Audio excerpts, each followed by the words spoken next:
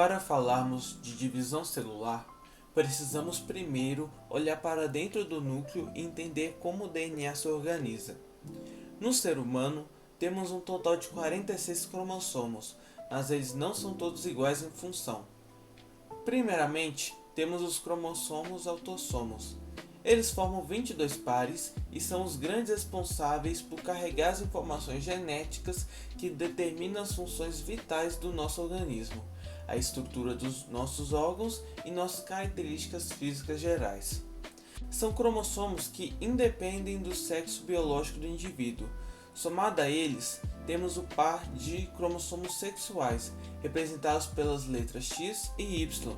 É este par específico que define o sexo biológico e carrega genes ligados a essa diferenciação. Essas estruturas não estão isoladas, elas formam pares chamados de cromossomos homólogos.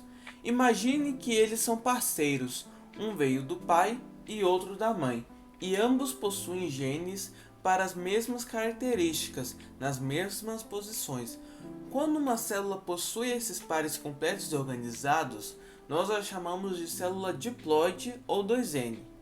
Quase todas as células que formam nosso corpo, como as da pele, músculos e ossos, são diploides. Por outro lado, para a reprodução ocorrer, o corpo produz as células haploides, ou N. Elas possuem apenas um representante de cada par de homólogos. Isso é estratégico.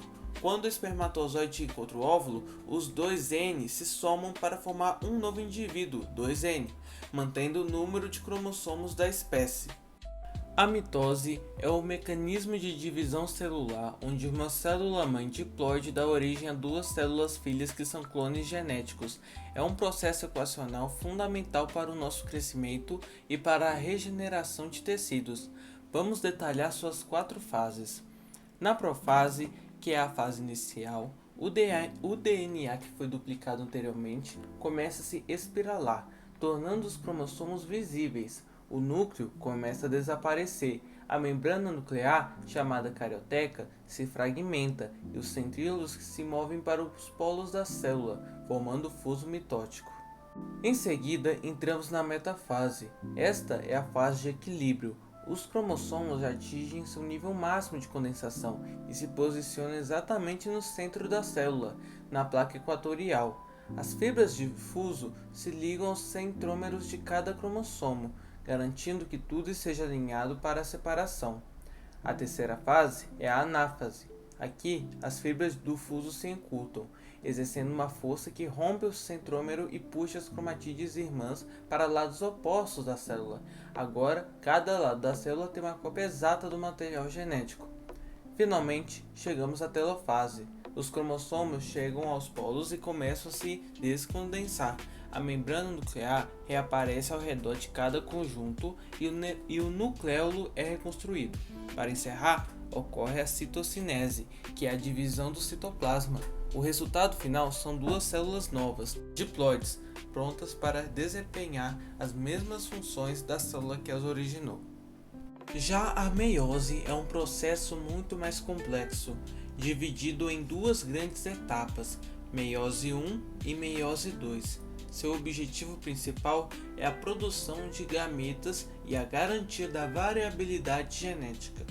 Na meiose 1, especificamente na profase 1, ocorre um evento magnífico chamado crossing over ou permutação.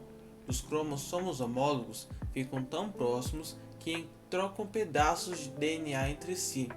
É por isso que nenhum ser humano é igual ao outro, exceto os gêmeos idênticos.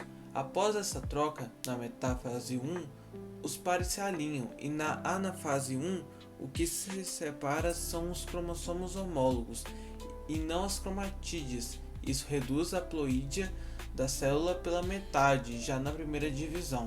Sem que o DNA se duplique novamente, entramos na meiose 2. Esta etapa é muito parecida com a mitose.